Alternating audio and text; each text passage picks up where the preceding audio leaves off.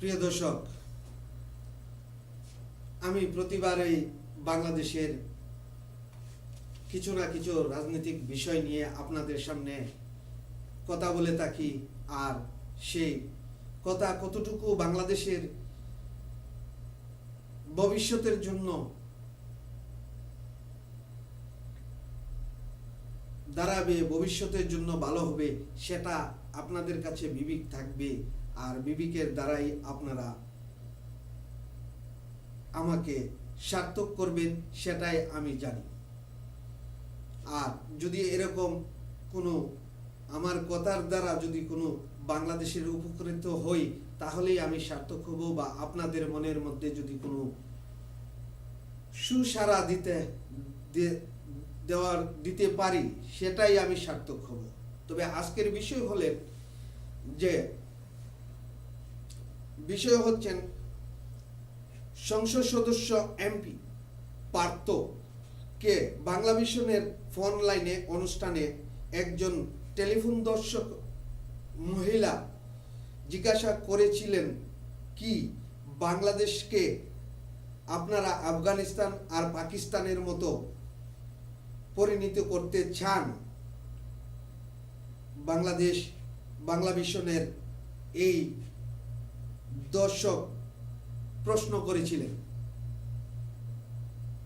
তবে যে প্রশ্নটুকু করেছিলেন বাংলাদেশের একজন দর্শক টেলিফোনের মাধ্যমে, তিনি ছিলেন একজন ওমেন আর মহিলা। তবে সেই প্রশ্নের মধ্যে আমি যাব না। আর সেই প্রশ্নটা আমি কি করেছিলেন সেটাকে আমি আপনাদের সামনে তুলে ধরব না, কারণ সেই প্রশ্নের জবাব আমি আমার এই অনুষ্ঠানের মধ্যে দিব। এই অনুষ্ঠানের মধ্যে এই যে মহিলা, তিনি সম্ভবত একজন রাজনৈতিক বিশ্লেষক, সংসদ সদস্য। প্রশ্নটি করেছিলেন একজন বিরুদ্ধে দিল এমপিকে পার্থ, আর তারই সাথে ছিলেন রনি নামে একজন ব্যক্তি, গোলাম মৌলা রনি। তিনি সর্বক্ষণই ইসলামের ধারাবাহিকতার মধ্যে বা ফতোয়ার দ্বারা কিছু কথা বলে থাকেন, সেটা আমি সর্বক্ষণই দেখতে পাই। বা সূরা কেরাত নিয়ে তিনি কথা বলে থাকেন। তবে গোলাম মৌলার বক্তৃতা, যে আগে তিনি যখন আসতেন টক শোর মধ্যে, তখন ছিলেন আরেকটা। আর বর্তমান সরকার যখন অনেক চ্যালেঞ্জের মোকাবেলার মধ্যে পড়ে গেছেন আর অনেক চ্যালেঞ্জের মধ্যে দাঁড়িয়ে গেছেন, তখন গোলাম মৌলার কথা এবং তার প্রশ্নের জবাব অন্যদিকে চলে যান। পার্থকে যে প্রশ্ন করেছিলেন যে মহিলা, আমার মনে হয় তিনি উনার গলার কণ্ঠটুকু মহিলার, কিন্তু আসলে তিনি পুরুষের মতো কথা বলেন। তবে ইসলাম কখনো, আমি তার প্রশ্নের জবাবটুকু আমি দিব, ইসলাম কখনো এরকম কোনো অথরিটি দেই নেই যে মহিলাদেরকে রাস্তায় বসে আর গণজাগরণ মঞ্চের মধ্যে হাজারো পুরুষের সামনে দাঁড়িয়ে বড় বড় স্লোগান দেওয়া। ইসলাম কখনো মহিলাদেরকে এরকম কোনো প্রশ্রয় দেন না। আধুনিক যুগে বাংলাদেশের আওয়ামী লীগ সরকারে তাদেরকে এতটুকু ক্ষমতা দিয়েছেন, গণজাগরণ মঞ্চকে তারা প্রতিদিন সারা রাত আর দিন রাত 24 ঘন্টা তারা তাদের ডুল ডাক্কর নিয়ে সেখানে পড়ে আছেন আর গান বাজনা করে যাচ্ছেন। সেটা কোনো সভ্য দেশের কাজ নয়, সেটা কোনো মুসলিম সম্প্রদায়ের দেশের কোনো কাজ নয়। সেটা সেখানে বসবাস করেন লক্ষ কোটি মুসলমান আর লক্ষ কোটি ধর্মপ্রাণ মানুষ। সেটা বিশ্বের মধ্যে বাংলাদেশ একজন মুসলিম রাষ্ট্র হিসাবে চিহ্নিত করেন। তবে একজন ঘাতক দালাল কমিটির চেয়ারম্যান মিস্টার শাহরিয়া কবির, উনি হটলাইনে লালবাগ মাদ্রাসার যে একজন মৌলানার সাথে উনার বক্তব্য ছিলেন, তিনি আরবি ভাষা বা আরবি ব্যাখ্যা করতে পারেন না। তিনি মৌলানার সাথে দিয়েছেন ফতোয়া। তবে মৌলানা সাহেব উনাকে প্রশ্ন করেছেন যে আপনি যে ফতোয়া দিলেন সেই ফতোয়াটুকু কোন কিতাবে লেখা আছে, আর কত নাম্বার আয়াত এবং কত নাম্বার সূরা, কত নাম্বার ফারা। তিনি বলেছেন তার প্রশ্নের জবাবে, সেটা কি আমি আরবি পড়তে পারি? আমি সেটা আপনাকে বলবো। যদি আরবি না পড়তে পারেন, আমাদের মুসলিম সম্প্রদায়ের প্রকৃত এবং আল্লাহর বাণী এবং আরবি, এবং আমরা আরবিক সূরা কেরাত দিয়ে নামাজ পড়ি, আর আমরা সর্বক্ষণই কোরআন শরীফ তর্জমা যদি করতে হয় তাইলে শুদ্ধ হবেন একমাত্র আরবিক ভাষা দিয়ে। যদি আপনি না পারেন, তাহলে আমি বলবো আপনি কেন সেই কোরআনের দৃষ্টিকে নিয়ে আপনি বিতর্কের মধ্যে থাকেন। আমি বলবো সেই কথা, আমাদের মুসলিম সম্প্রদায়ের মানুষকে আপনারা রাজনীতিকের মধ্যে যারা জড়িয়ে আছেন, রাজনীতিক যারা করেন, তাদেরকে প্রশ্রয় দেন এই দেশকে মুসলিম সম্প্রদায়ের আইন অনুযায়ী কিছু অংশ চালিয়ে যেতে। আমি বলবো না যে সম্পূর্ণ আইন, কারণ মুসলিম কোরআনের বিধান হবে, আমি সেই কথাটুকু বলবো না। কিন্তু ইসলাম হেফাজত করার প্রত্যেকটা মুসলমানের কর্তব্য এবং ধর্ম। কিন্তু তিনি যে ভাষা দিয়ে কথা বলেন, শাহরিয়া কবির, তিনি তো আরবি ভাষা পড়তে পারেন না, আরবি বা কোরআন শরীফ পড়তে পারেন না। তিনি ব্যাখ্যা করেছেন ইসলামের। তবে আজকে বলবো আমার বক্তব্যে স্বাধীনতা সংগ্রামী ঘটনা এবং মুক্তিযুদ্ধের বেদনা। যে 9 মাস যুদ্ধ করে যেই বাংলাদেশ থেকে মানব জাতির প্রাণ চলে গিয়েছেন, তাদের জন্য আমরা সত্যি মর্মান্বিত এবং তাদের জন্য প্রতিদিনই আমরা মাগফিরাত পালন করে থাকি। আর তারা আমাদের কাছে প্রতিদিনই স্মরণীয় হয়ে থাকবে। তাদের কষ্টের বিনিময়ে এবং তাদের জানের বিনিময়ে আমরা পেয়েছি এই সোনার বাংলা আর স্বাধীন বাংলাদেশ। তাদেরকে মূল্যায়ন করতে হবে, সেটা বটে, আর সেটাই সঠিক। কিন্তু তারা তো দেশ স্বাধীন করে নেই। এই বাংলাদেশি মানুষ যারা জান দিয়েছেন, আর এই বাঙালি জাতিকে মারবে, তারা তো সেই জন্য এই দেশকে স্বাধীন করেনি। তবে তার আগে বলবো, আমি প্রিয় দর্শক, আপনাদের কাছে আমার একটা এক্সাম থাকবে। সেটা হলেন কি? সেটা হচ্ছেন গাদার গায়ে বাঘের চামড়া। যদি গাধার গায়ে বাঘের চামড়া লাগায় তাহলে কি গাধা বাঘ হয়ে যাবে? না, গাধা একটা প্রাণী। এই প্রাণীকে আল্লাহ পাক দুনিয়াতে পাঠাচ্ছেন তার কর্ম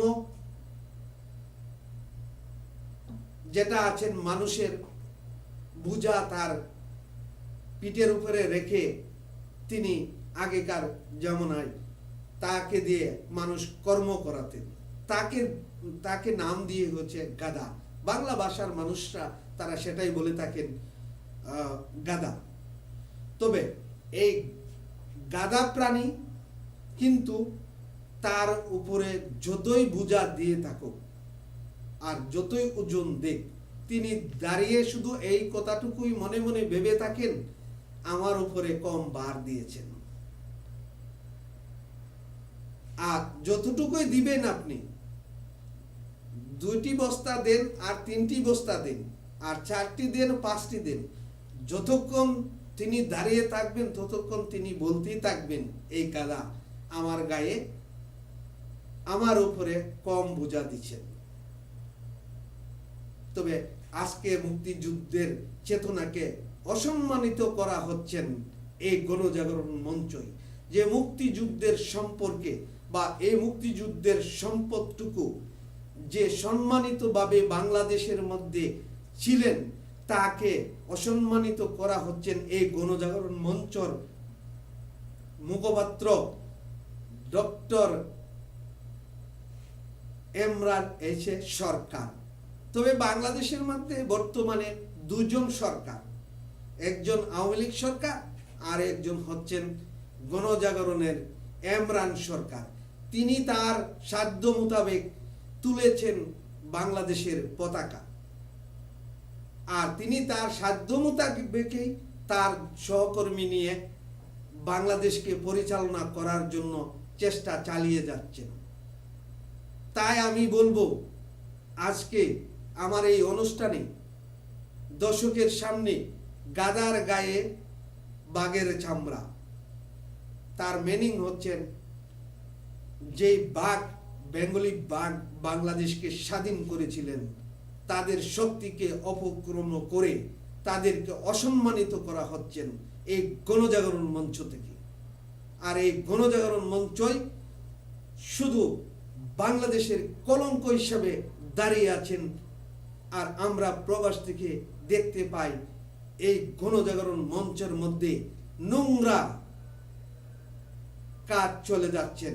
নারী পুরুষ একত্রিত হয়ে দিনের পর দিন, রাতের পর রাত সেখানে অবস্থান করেছেন।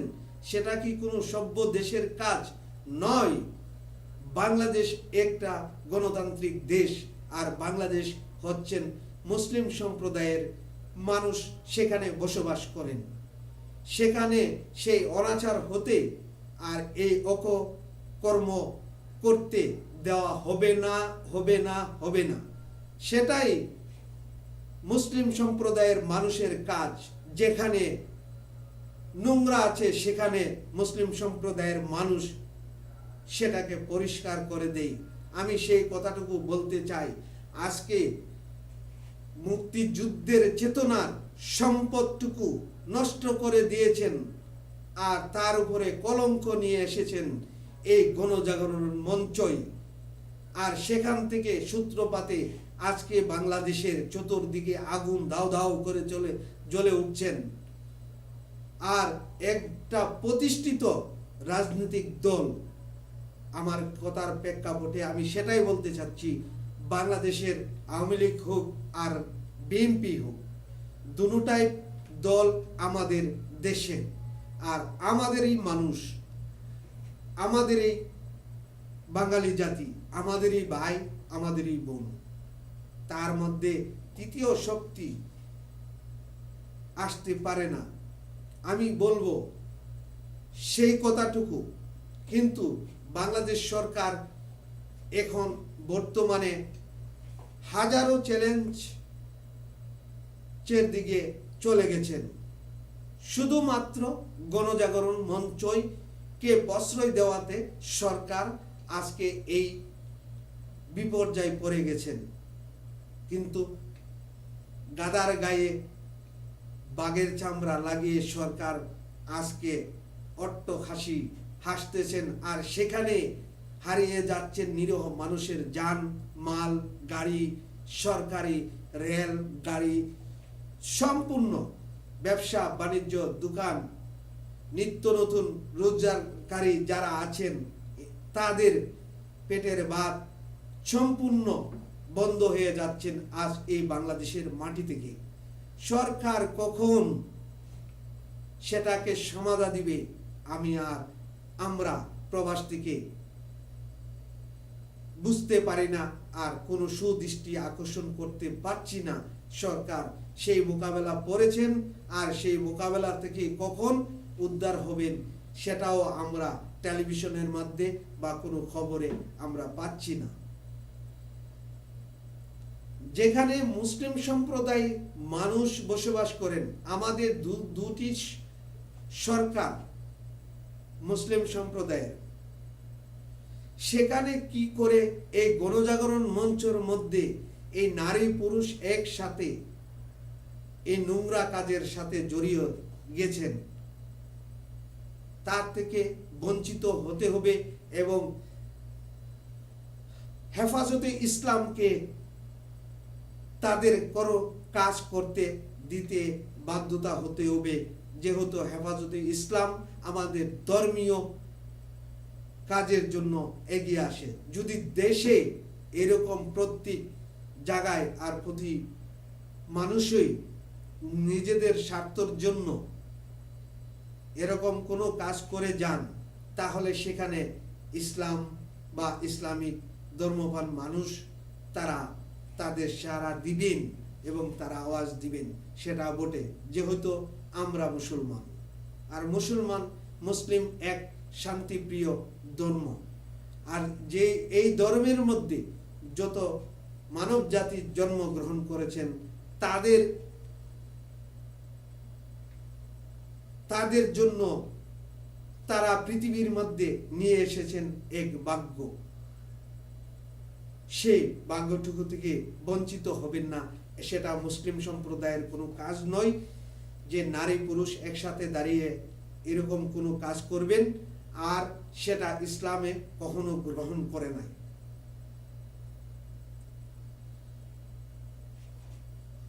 ইসলাম, আমি এক অনুষ্ঠানে, বাংলাদেশের এক অনুষ্ঠানে দেখেছি একজন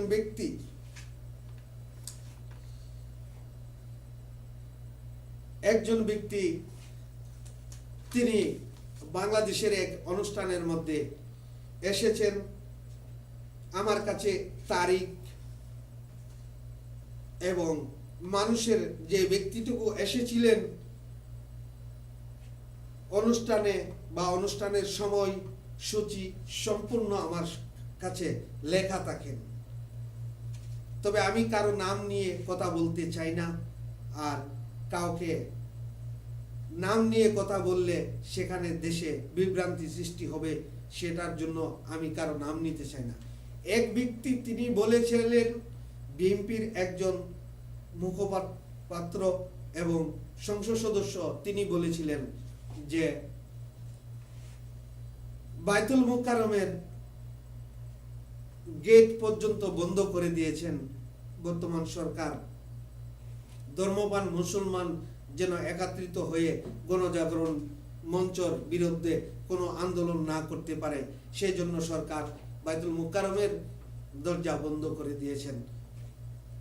তারা একটি দরজা দিয়ে বাহির হন, আর ধর্মপ্রাণ মুসলিমরা তাদের এই নামাজ আদায় করতে তাদের কষ্ট হচ্ছে। আওয়ামী লীগ একজন সংসদ সদস্য, তিনি সেই প্রশ্নের জবাবে তিনি বলেছিলেন যে রাত্রে 10টার পরে হেরাম শরীফের বা কাবা শরীফের দরজা বন্ধ করে দেয়। আমি সেই মানুষটিকে বলবো যে আপনি যে অনুষ্ঠানে এসে সেই কথাটুকু বলেছিলেন, সেখানে আপনার এই ডায়লগ সম্পূর্ণটাই আপনি প্রত্যাহার করতে হবে। আর এই প্রত্যাহারের জন্য আপনাকে আমি বলবো, একজন মুসলিম বাবার ঘরে জন্ম নিয়ে আমি একজন মুসলিম সন্তান হয়ে আমি আপনাকে, আপনার যে বয়স আছেন সেই বয়সের তুলনায় আমার মতো আপনার মনে হয় যে অনেক ছেলেমেলে আছেন, ছেলে আছেন, সন্তান আছেন। তবে আমি বলবো যে সেই কথাটুকুর জন্য আপনি তওবা করা দরকার। আর তওবা করার জন্য আল্লাহ পাক কিয়ামতের আগ পর্যন্ত এই তওবার দরজা খোলা আছে, আপনি তওবা করা দরকার। তার কারণ হচ্ছেন, আমি আপনাকে বলতে চাই, আপনি এসেছিলেন তৃতীয় মাত্রা মাননীয় জিল্লুর রহমানের অনুষ্ঠানের মধ্যে, চ্যানেল আই। তবে আমি আপনাকে বলবো, যে ব্যক্তিটুকু বলেছিলেন যে রাত্রে 10টার পরে কাবা শরীফের দরজা বন্ধ করে দিই, আমি না, সেই কথাটুকু আপনি সম্পূর্ণটাই ভুল। আপনি আমার সিনিয়র নেতৃবৃন্দ, রাজনীতিকের প্রেক্ষাপটে আপনার কাছ থেকে আমার অনেক শিক্ষণীয় আছে, কিন্তু সে সমস্ত কথা বলতে গেলে দলীয় নয়, সেটা হলেন মুসলিম এক উম্মালের এক জায়গা, যেখানে তওবা করার জায়গা আছেন আল্লাহ পাক, সেখানে তওবা করার জন্য জায়গা করে দিয়েছেন। সেখানে মক্কা শরীফ এসে মানুষ তওবা করে যান, আর জীবনে কখনো গুনাহ করবেন না। যাই হোক, আমি সেই প্রেক্ষাপটে যাইতে রাজি নই, তবে আপনার কথাগুলো সম্পূর্ণই ভুল। আর আমি সেটা বিশ্লেষণ করতে চাই যে মক্কা শরীফের আশেপাশে যত সিটি আছেন, 50 কিলো, 100 কিলো ও 150 কিলো দূর থেকে বৃহস্পতিবারে রাতে যারা কর্ম করেন ধর্মপ্রাণ মানুষগুলি, তারা বৃহস্পতিবারে রাতে চলে আসেন এই মক্কা শরীফে, হারাম শরীফের মধ্যে, পুরা রাত্র ইবাদত বন্দিগি করে তারপর জুম্মার নামাজ পড়ে ওখান থেকে তাদের গন্তব্যস্থানে চলে যান। সেটাই আমি জানি, আর সেটা আমি দেখেছি। আমি কয়েকবার উমরা হজ করেছি, উমরা হজের মধ্যে সেটাই আমি দেখেছি। আর আপনি যে বলেছিলেন যে দরজা বন্ধ থাকে, সেটার জন্য আমি একজন ক্ষুদ্র মানুষ হিসাবে আপনাকে আদেশ নই, মাসওয়ারা নই, বলবো আমি একজন ক্ষুদ্র মানুষ হিসাবে আপনার তওবা করা দরকার। 24 আওয়ার্স মক্কা শরীফের দরজা ওপেন থাকেন, 24 ঘন্টা ওপেন থাকেন, সেটা আমি নিজ সচক্ষে দেখেছি। আর সেখানে আমি কয়েকবার উমরা হজ করেছি। তবে মক্কা শরীফের আল্লাহ পাক যেখানে এরকম মানুষকে ইবাদত করার জন্য যে আল্লাহ পাক যে জায়গাটুকু পৃথিবীর মধ্যে দিয়েছেন, সেটা একবার আপনি এসে দেখে যান, তাহলে বুঝতে পারবেন। আর আপনি রাজনীতিকের মধ্যে সেই কথাগুলো নিয়ে বিভ্রান্তি সৃষ্টি করবেন না। আপনার কাছে আমার প্রাণ ঢালা অনুরোধ রইল, আর কখনো এরকম কথা বলার জন্য চেষ্টা করবেন না। তাই আজকে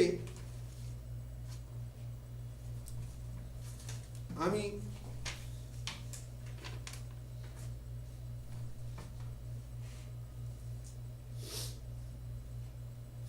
ওনার নাম প্রবাস থেকে দেখতে পাইলাম বাংলাদেশের এই অনুষ্ঠান, গোলাম মাওলা। তারিখ হচ্ছেন 8/4/2013 এনটিভির মাধ্যমে।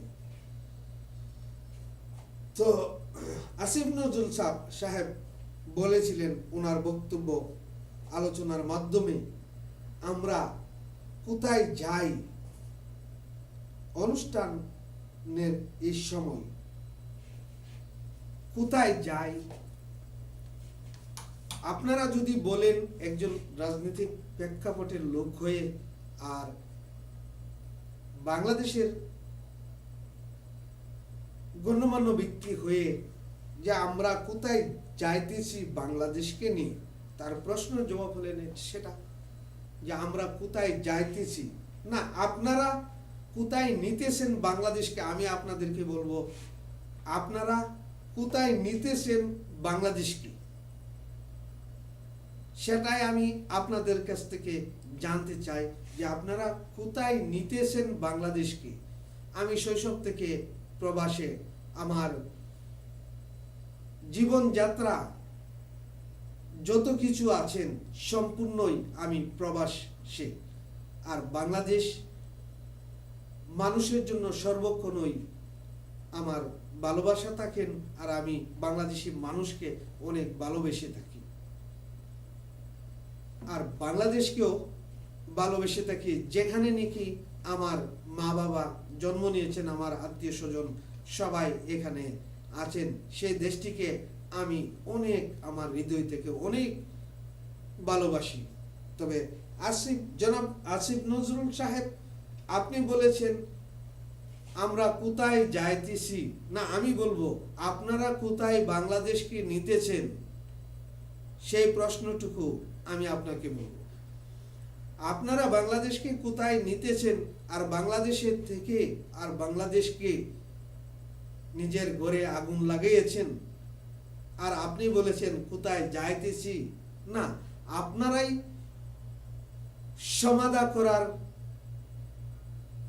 সংকট সমাধান করার জন্য আপনারাই, আর সংকট লাগানোর জন্য আপনারাই দায়ী। টেলিভিশনের টক শোর মধ্যে যত রাজনীতিবিদ আসেন এবং বাম নেতা আসেন, তারাই এই আজকে বাংলাদেশের রাজনীতিকের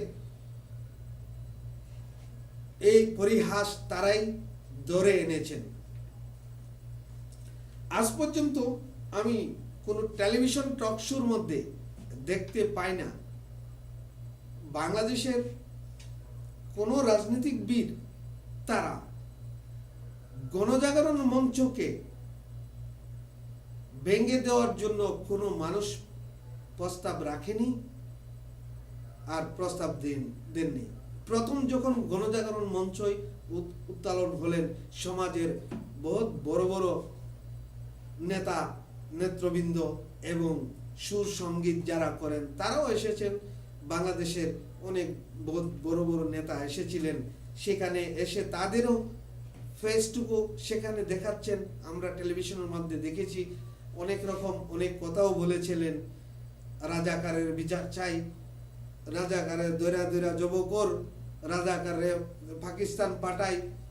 যদি সেরকম যদি বর্তমান জেনারেশন যদি একটা প্রতিষ্ঠিত রাজনৈতিক দলকে সেরকম কথা বলেন, সেই দেশে আর কি থাকতে পারে। তবে রাজাকার